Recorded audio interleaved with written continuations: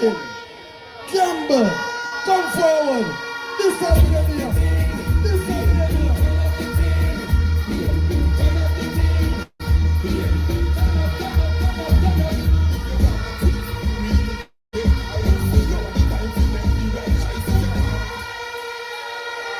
If nobody not deserve a beating, the fake voice the fake broke. The next speaker. He is a proven performer. And no dibby square. He's not afraid of no boy, no girl, no deal. The man himself that will rescue South Manchester, Comrade Peter Bunty. St. Thomas, you are so nice.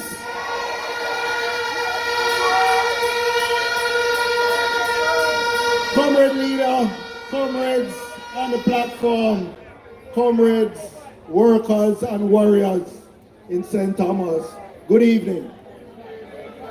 Comrade Jensek, on your instructions, I've spent the last 4 days walking the hills and valleys of Region 5, St. Elizabeth and Manchester. And I've been speaking to a lot of young people, and I want to share what a lot of them have been saying to me face to face as we go house to house, including in Montpellier housing scheme in your division, MC. They say, Comrade Bunting, Comrade Portia Simpson, Comrade Peter Phillips, Comrade Fenton, Comrade Marky G, yourself, that cabinet and executive of 2012 to 2016, took Jamaica from the edge of economic meltdown and set it on a path that these people took over 10 years ago. So why are we not better off in Jamaica now? They say, Comrade Bunting, why the economy not growing to give us a better life? Why worker productivity is so low? Because heart not functioning and education not functioning. She said, why investment? Comrade, settle down in the front. Comrade, settle down in the front. Settle down.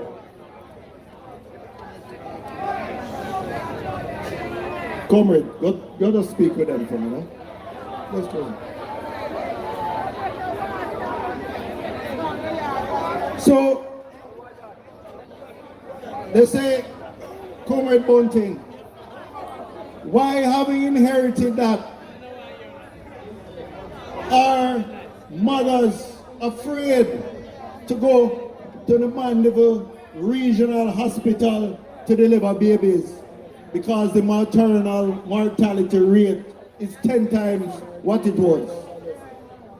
Why children leaving primary school are not literate and numerate? Why high schoolers, less than 20% leaving high school with CXC, the 5 CXCs, including maths and English? And they said to me, Comrade Bunting, even though the murder rate is lower this year and we're thankful for it, is the People's National Party we thank for taking these people to court and stopping the wasteful states of emergency that has allowed a better deployment of the GSF. So we can credit them for that, because more Jamaicans have been murdered under Andrew Honey's 2-term than under any other 2-term under any other prime minister in the history of Jamaica.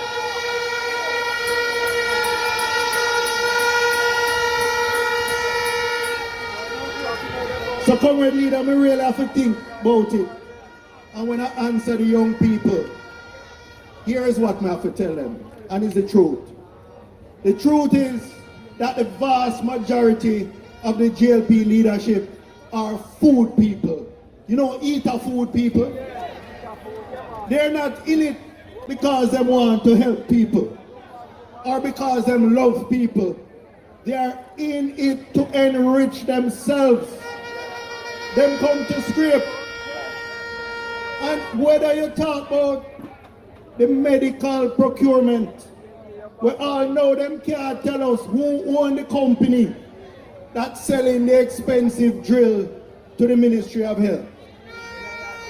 All know them can't tell us why there was no tender for the old buses and why them just choose a company whenever import bus before or never in that business.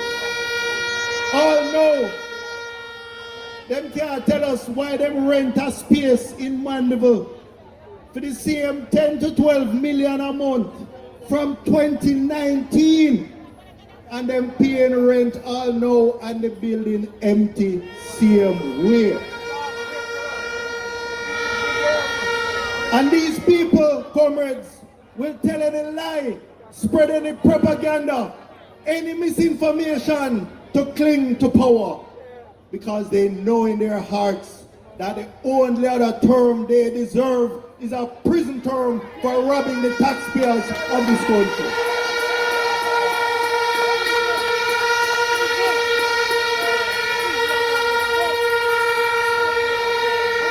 Comrades, after 10 long years in office, they are suddenly promising everything and attempting to trick everyone, cutting ribbons and announcing the same projects over and over again. Them all are cut ribbon to install stoplight and street light. But comrades, God not asleep. And people are open now. Time come for these wicked people to pay for their sins. Time come for an orange wave to sweep them away, like how the Red Sea swept away Pharaoh's army. Comrades, this campaign is not just about winning the next election. It's about creating a bright future for the next generation. It's about rescuing our democracy. It's about justice. This campaign is about making sure taxpayers' money, rather than fattening the many bank accounts of the greedy, that taxpayers' money is instead spent upgrading our schools, our hospitals, our infrastructure. That money is spent paying our teachers, our nurses, our police officers, our public servants, paying them better, not the 0% offer now on the table.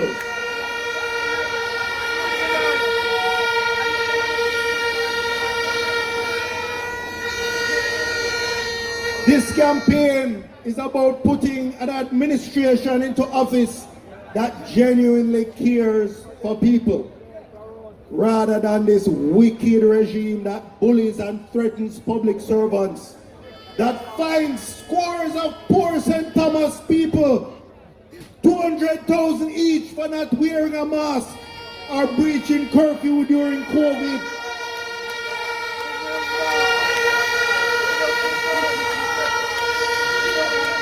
And while they're finding the poor people these huge 200,000 fines, their cabinet ministers on no movement day partying and drinking pink champagne at New Kingston Hotel. This is not a government for poor people.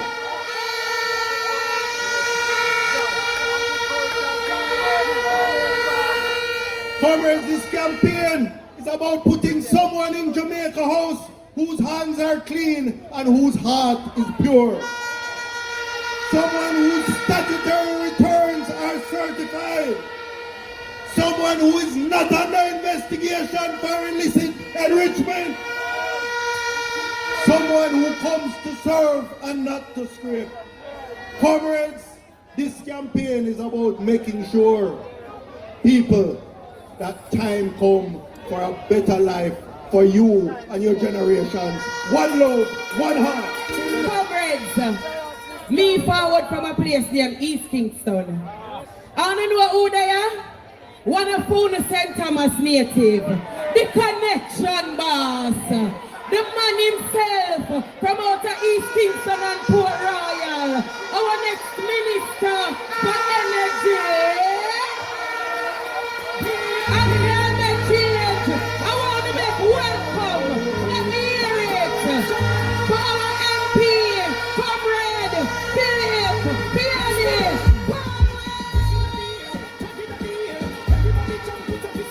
I feel at home tonight.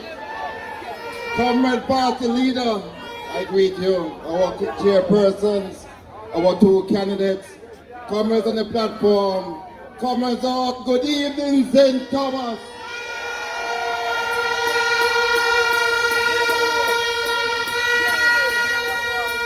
I was born at the Princess Margaret Hospital, the most modern hospital at the time of my birth. Party Leader, I was coming here tonight, minding my own business, and I passed by my constituency office. And I see a pile of people. So I ask, what wrong? Them won't come to St. Thomas. East Kingston, people pick up yourself at the back. But comrades, let me start firstly by paying tribute to my party leader. I have said it before, that he is the best legislator that we have had in the history of our parliament. But I also want to say that the party leader, like all of us, we believe in the institution called the People's National Party. And I want to big up the party leader for the work that he has done in rebuilding our party and making us a united force this time to take on the PNP.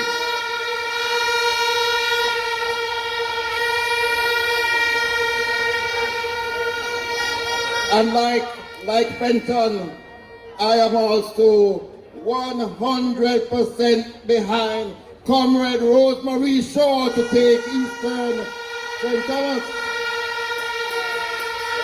And likewise, I am also 100% beside the former mayor, Comrade Hubert Williams, to take Western St. Thomas. Time come, time come, time come.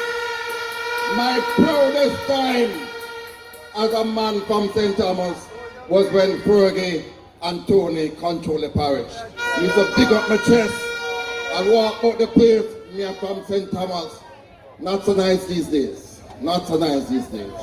So I want, when September comes, for the parish to return to the People's National Party, and we have many reasons for that.